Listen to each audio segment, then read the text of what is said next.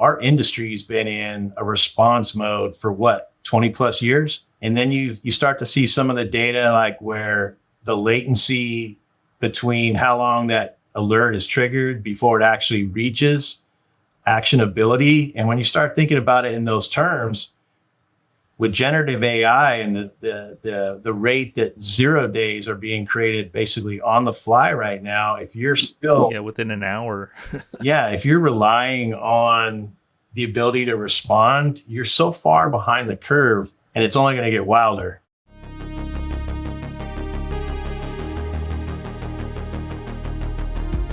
Welcome to the Cybersecurity Defenders Podcast, where we talk to the people who keep the internet safe.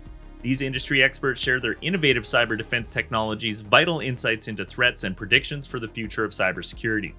My name is Christopher Luft. I'm one of the co-founders of LimaCharlie, and I will be your host.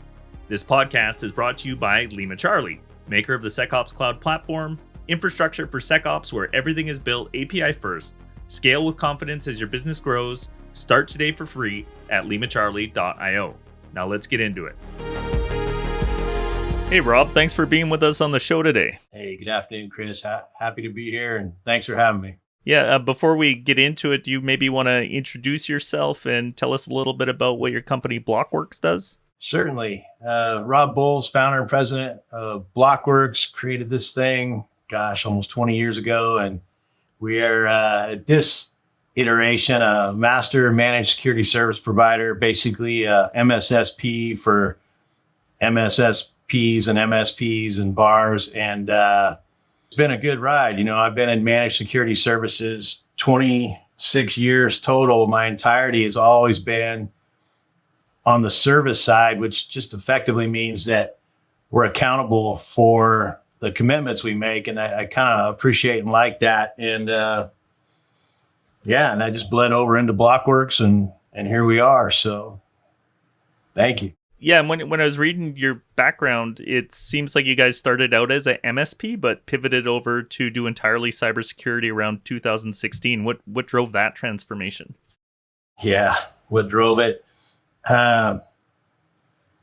We were an accidental MSP, and what I mean by that is my background was all complex global networks, data centers, and cybersecurity. And when I started building this business, our first client had a WAN and data center, and we brought them on, and we did a great job. And then in the early 2000s, the next question was, hey, we got all these computers. Can you help us with these? And I knew nothing about the desktop. And so I had to go out and hire some folks to do that aspect of it. And, you know, the short story is we were a managed service provider for, almost 10 years. But I never liked working on stuff that users touched. So in 2016, we kind of refocused the business back on core competencies of cybersecurity, complex WAN, and really infrastructure. And and it kind of grew from there. So yeah, I find that interesting because looking at your background, I can see you served 8 years in the Marines, including tours in Desert Shield, Desert Storm. And then there was the 7 years at AT&T. How did you go from the Marines into a technological role? Were you doing technology in the Marines? Yeah, I wish I was. I would have more insight, more T-shirts and bumper stickers. No, I was actually, ironically, a fourth echelon diesel mechanic in the Marine Corps, but I like my knuckles intact. So my father was a communications officer on B-17s in World War II, which is kind of cool. Wow. And it's only really relevant because he had a TV appliance satellite business. And so I grew up around communications, and, you know, my brother and I used to go out and install old VHF, UHF antennas on 50-foot towers, and they look stable until you're up top and you realize how much they're drifting. But, you know, technology, we used to joke in the early days that you had the knack, and when computers came along in the 90s, I just was kind of just naturally drawn to them and ended up being that guy in the house that was spinning his propeller and figuring it out. So I think what probably influenced things most is when it came time to look for a career and what was interesting, it was just a natural draw towards security, right? Because there's so many parallels to, military and confrontation and battle and all that stuff you train for that carries over into the work we do, right? So I'd like to say that I was some wonderkin whiz kid or whatever, but that wasn't the case. It's all bumps and bruises and hard lessons. So, and I love your comment about radio towers. My uncle has a small ISP, and I've helped him install some Ubiquity dishes and stuff. And oh my God, they're only 90 feet tall, but once you get up on that thing, you sure feel like you're defying the odds. Yeah, it's a different experience up there, isn't it? Yeah. And we didn't have any safety harnesses or stuff. Now, I think he's all sorted out with that now, but at the beginning it was just, two guys in a dream. You also did a psychology degree. Does that play into how you think about cybersecurity? Yes and no. I think that our educational system teaches you to memorize stuff versus, I think more the real world application of going out, breaking something, learning it, understanding it. I think the real value I got from college from a psych perspective was just the exposure to people and behaviors and kind of starting to see trends and where things come from. And in our industry, I think recognizing patterns might be one of the biggest gifts you have to be able to stitch together disparate clues, if you will. But it's all part of the journey, right? Yeah. Looking through your posts recently, I noticed that you were talking about like a prevention centric approach versus, detection first, which I think is what most people in the industry focus on. You also said you're going to have to be preemptive or you're going to get owned. Why is prevention versus reactive security so important? I love this question. We've been asking it for a long time in the context of, I'll share this. A lot of my philosophy and beliefs really roots back to chiropractic and preventative care, right? And if you want to be healthy, fix your diet first and be active. Don't try to just shortcut it. And so BLOKWORX and really my entire existence in technology has been built around prevention with that kind of mindset. And so for the past, 8 years, we've been driving this prevention message, but there's no shortage of comments out there about when prevention fails, and prevention kind of connotates this, well, nothing is 100% successful preventing. And so it created this kind of witchcraft, unbelievable conversation that really we couldn't get traction with. And then Gartner in Q4 last year did us a huge favor. They came out with this context of preemptive security, and preemptive paints a different picture, right? It's like, okay, preemptive is getting to this risk before it has an opportunity to create mass destruction in an environment. And for us, it was a game changer because we didn't have to change anything about what we were doing. Our existing stack, our methodologies, everything just aligned with this simple change in terminology. It's a lot easier to deal with environments when you front load it in a super hardening state with the right technology that's picking off these events before they're significant than it is. Our industry's been in a response mode for 20 plus years? Yeah, at least.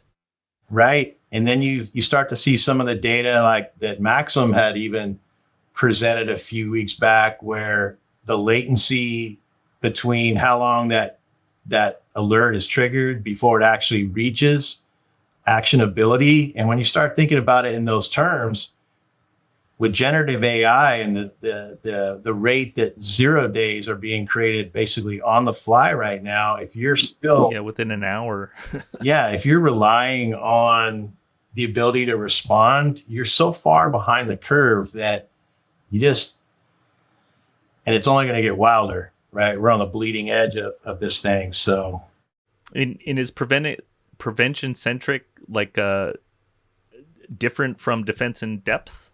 Is this just a new name for like older ideas sort of repackaged? Defense in depth, right, is what it is. I don't believe preemptive is I think preemptive would just become a component of a defense in depth strategy, right? Or even zero trust.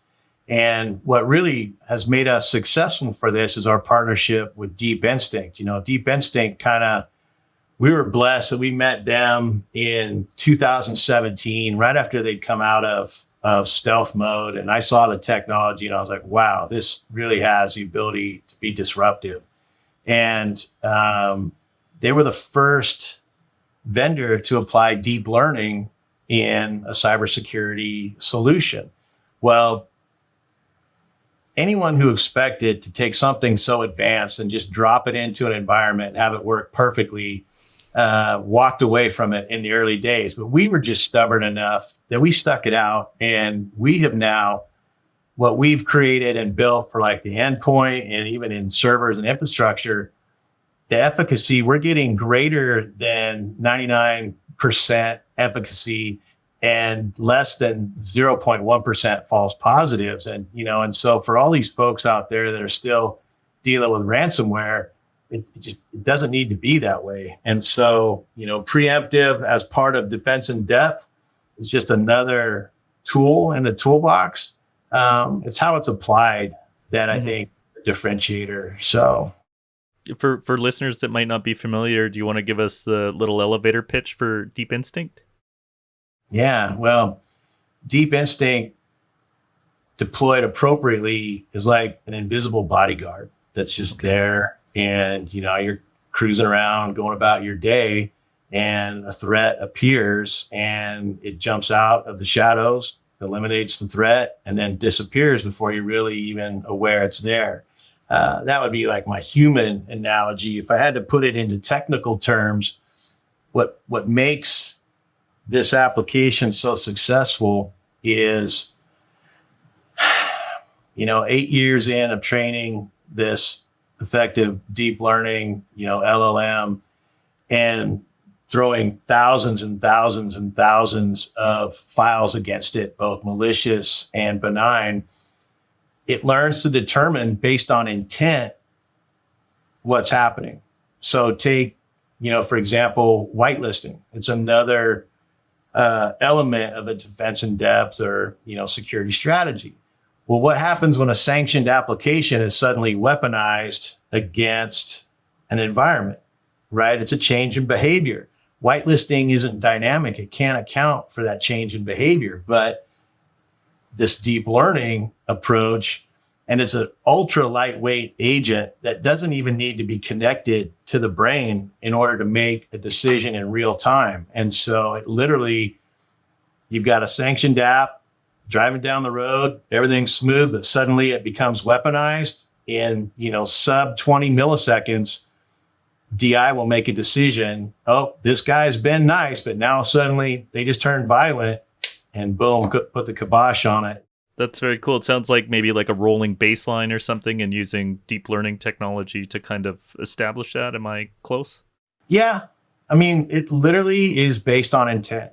So if a application suddenly starts behaving in a manner that is ransomware, or somehow destructive to the machine, it can literally step in zero time. And it's actually what pushed BLOKWORX search and how we discovered LimaCharlie in this partnership was we had built this prevention-centric preemptive security model, and we were blocking all this stuff and all, ransomware and just all sorts of stuff. But then the partners would have the question, hey, this is great. How was this risk introduced? Where did it even come from? And we'd be like, well, we couldn't answer that question. So we went out, we secured our first swing was with a competitive EDR. We built it out, huge growth for us and our partners, but lacked multi-tenancy. And so when we were able to provide more telemetry, more visibility to our partners about, hey, here's how this actually got here. Well, then they wanted their own dashboard access. And so there was our next barrier, right? So okay. So we set out on a search, and one of our young wizards found LimaCharlie at the time. And I hadn't heard of you guys yet. And we, I met with Jessica, your CRO, and it was just, as long as I've been in the industry, it was immediately just apparent that you guys were different, that LimaCharlie was something special. And so we engaged, and now suddenly we had this ability to wrap visibility with this prevention-centric, preemptive process that we'd already perfected, and the results have just been incredible. So. Oh, that's awesome. I'd love to hear that kind of story about people discovering LimaCharlie. So you were most excited about the multi-tenancy and EDR telemetry gathering capabilities. Was that the big win for you guys? Yeah, it really was. We were coming kind of from the opposite side of the fence for most people. I think most operators out there, if they're still in that response mode, they're looking for more efficient, faster, more accurate, and then being able to correlate that data in order to identify threats more quickly, to eliminate, and then, take a counter action. Whereas for us, we were so far ahead of the curve on the preemptive side that we needed to be able to tell the story on the back end. We needed the ability to kind of like paint the picture, do a better job of reporting, and so forth. And so those were kind of the initial needs that surfaced, that prompted us. The side effect, and what we didn't anticipate, was, we're kind of known in our circles of we take the complex and make it easy, right?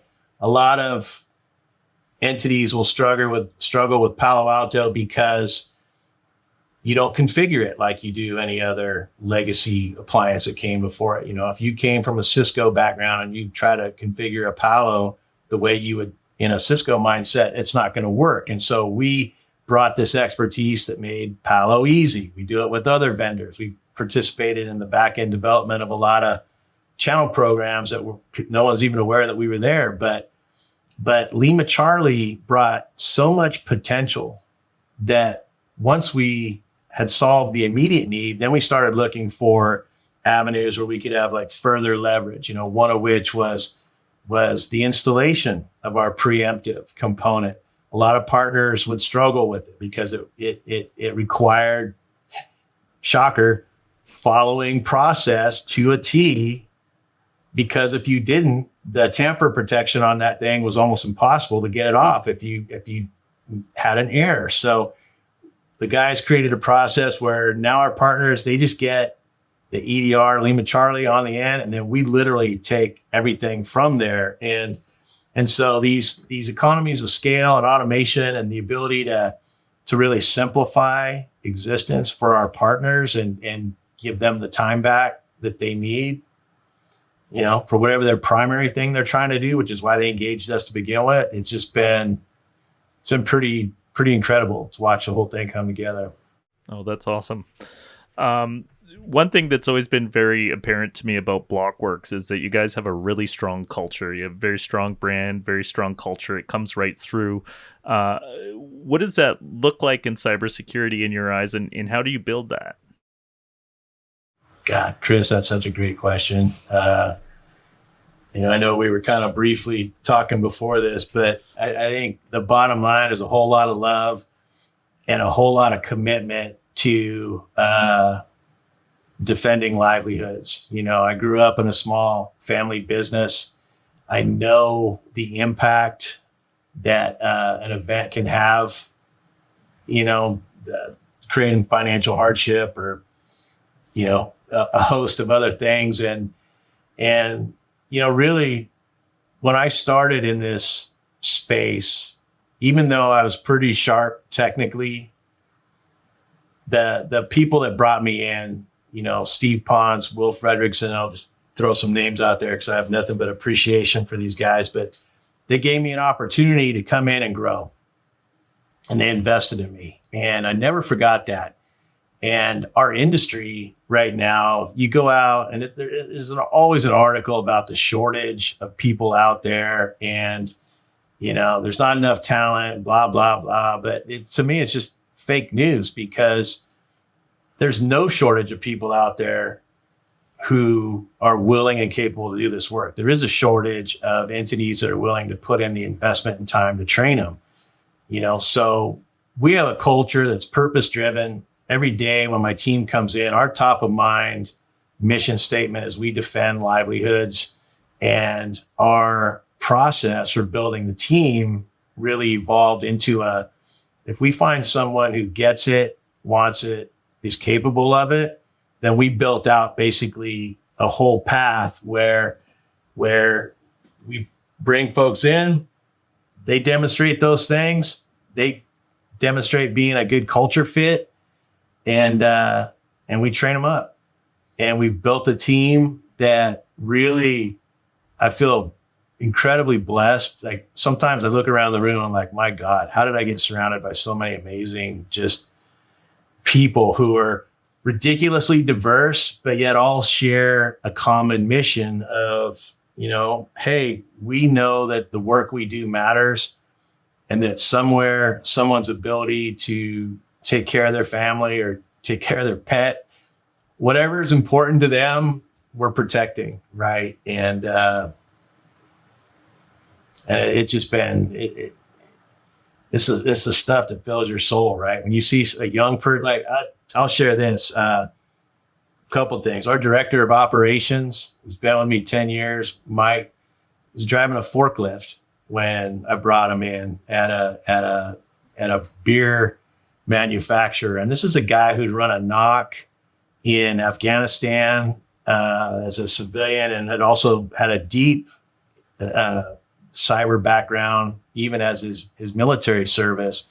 And, I couldn't have built this business without Mike. And another person that's on our team was driving a Fritos truck, and he applied for a sales job. And when he got into the process and we were looking at his resume and going through the interview process, we're like, wow, not really a fit for the sales role we need, but this guy would make a great threat analyst. And so we pivoted and we offered him, and he's like, really, I could do that? Yeah. Now he's one of our subject matter experts. We have another young gal who kind of the same thing, came out of anyways, I'm rambling on, but she demonstrated this creative knack, and she started as a threat analyst and now is producing our marketing content. And so that's awesome.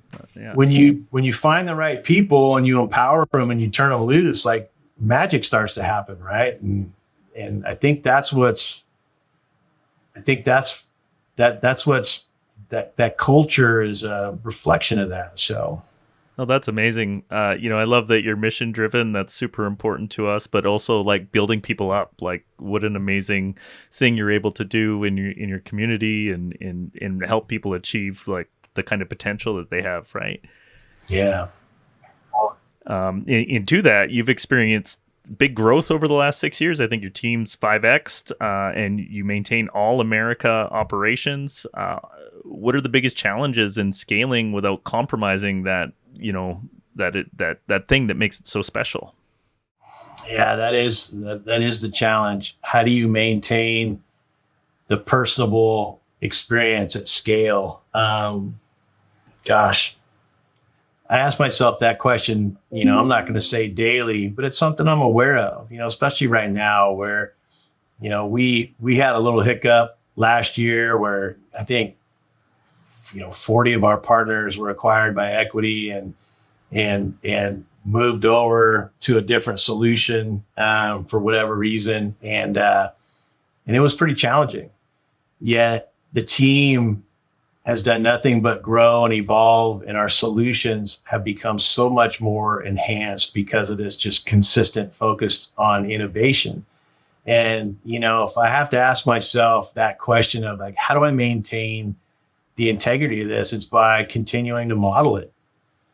right? Continuing to stay consistent in the practice that investing in the team in the interest of investing and protecting and defending our clients, is ultimately the highest good.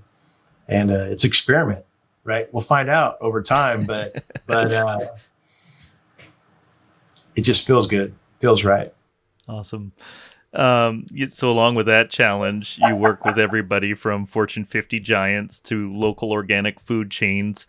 How do you scale those cybersecurity solutions across such a diverse client set? Yeah, the scaling there is not the challenge. That one of the blessings of when I was at the mothership, I was at I think it was Pac Bell when I started, then SBC, and ultimately AT&T. But I was a really specialized overlay, they called it. And so the cool thing was I did get to work with literally a little organic food chain in the Santa Cruz Mountains, and all the way up to Clorox and Oracle and Microsoft, and the consistency across all those environments. And it didn't matter. The questions were the same. How do I stitch together all these disparate security solutions to best protect my business? Right. And the other lesson in that was the person that I was interfacing with, security wasn't the number one thing they wanted to be dealing with. Right. There was, whether it was a family event or some other business responsibility, they were engaging with us in order to take that off of their to-do list and get back to what was important to them. So that uncertainty of, and I think now there's thousands of vendors who create something that secures something. I used to joke, you go to RSA and you walk down the aisle and what does your solution do? Well, we secure the head of a pin on the fourth moon of the summer equinox of the year of the rabbit. Well, why do I need that? Which piece of my stack is that going to cover?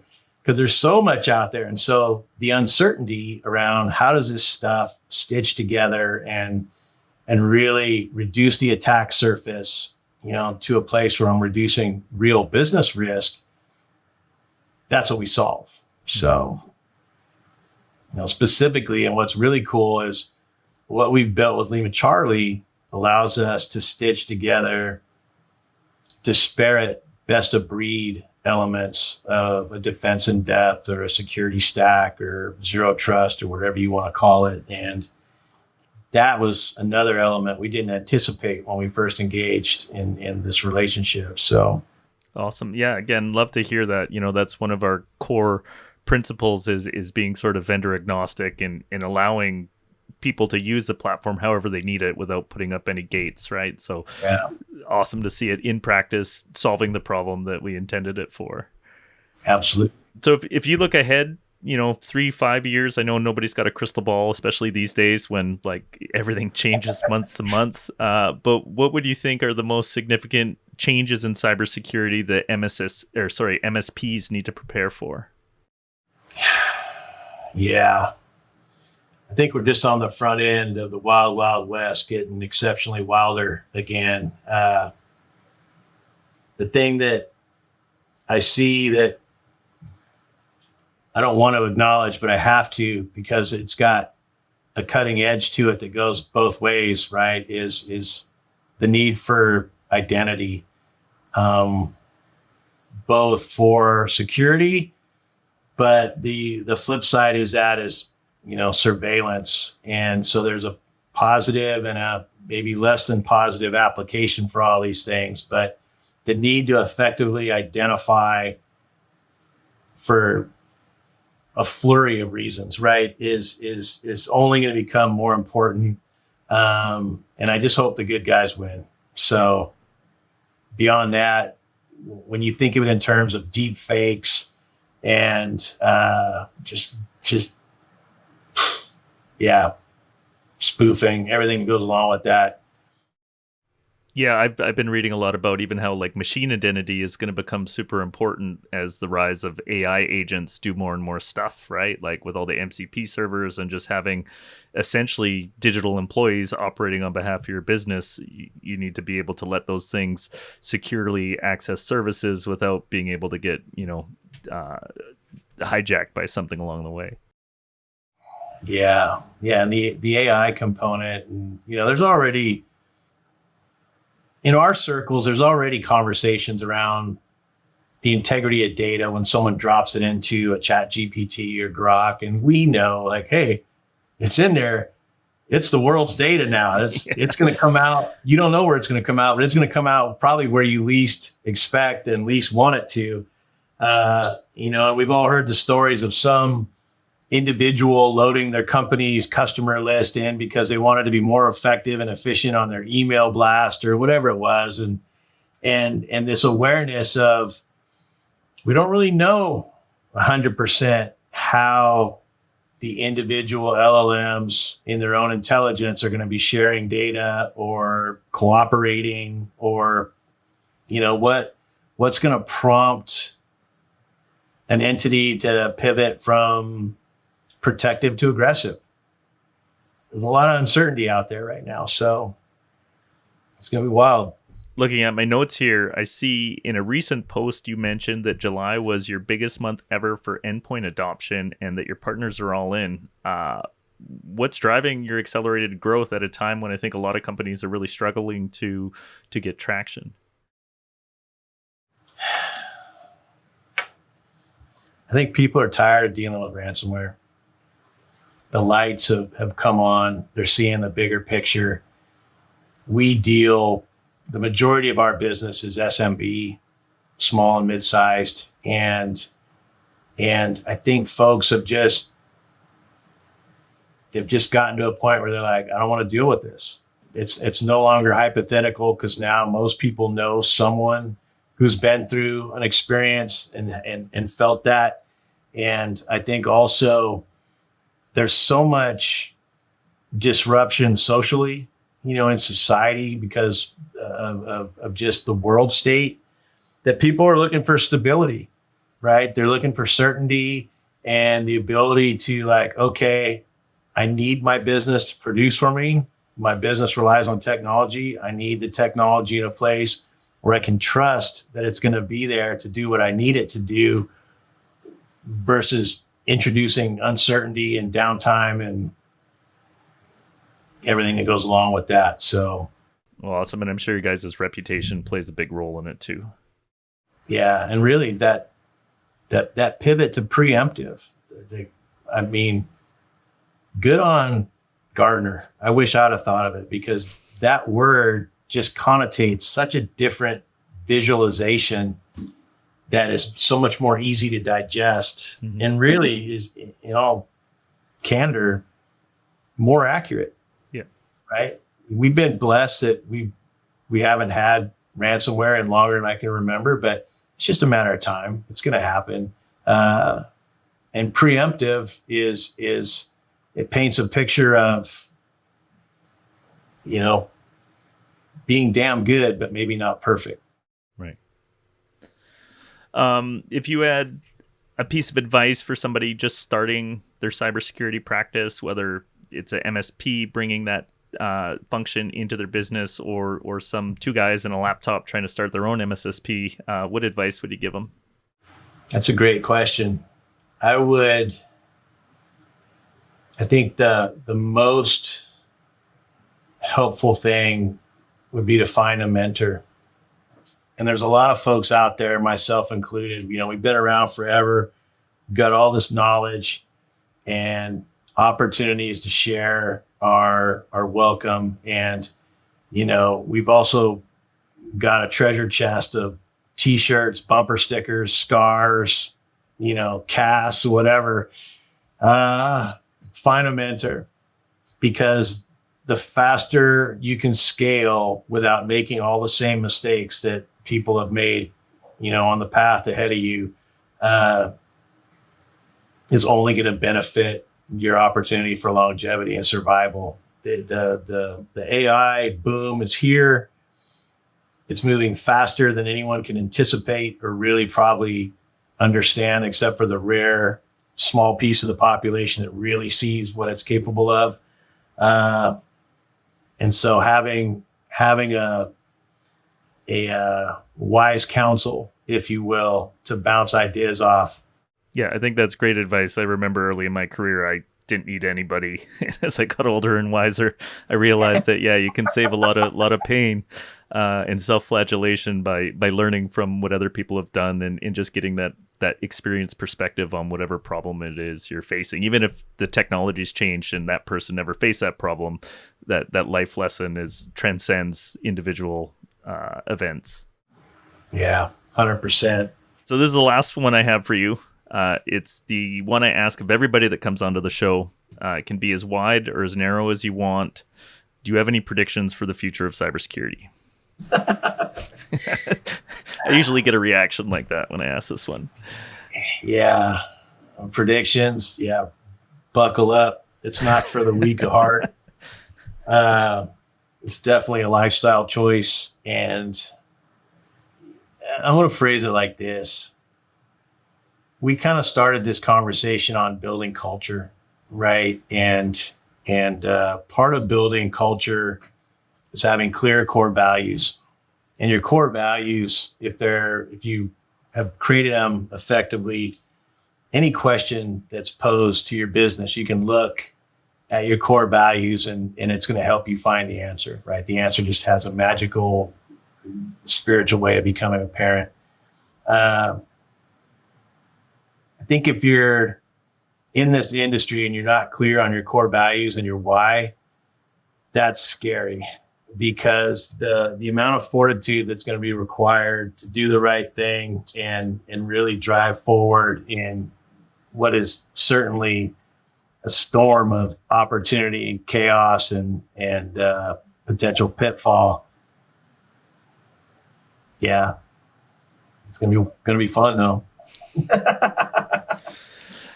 For anybody that wants to learn more about BLOKWORX or connect with you, what's the best way to get in touch? LinkedIn is great. BLOKWORX on LinkedIn, spelled funny. B as in boy, LOKWORX. Also BLOKWORX.com, but it's probably helpful to find us on LinkedIn, or we're on X. You can find me on LinkedIn, RP Boles, and love these conversations and engaging. And Chris, it's been great talking with you. Really appreciate you having me on. Yeah, it's been really awesome, Rob. I appreciate getting to talk to you in person, and so happy that you guys are finding success with our platform, and really curious to watch your growth over the next few years. Awesome. Thank you. All right. Take care, sir. And that brings us to the end of another great conversation. You can support our show by sharing your favorite episode with a friend, subscribe, give us a rating, or leave a comment on your favorite podcast platform. If you want to be part of the conversation, you can join our community forum at community.limacharlie.io. Thanks for listening in, and we'll see you on the next one.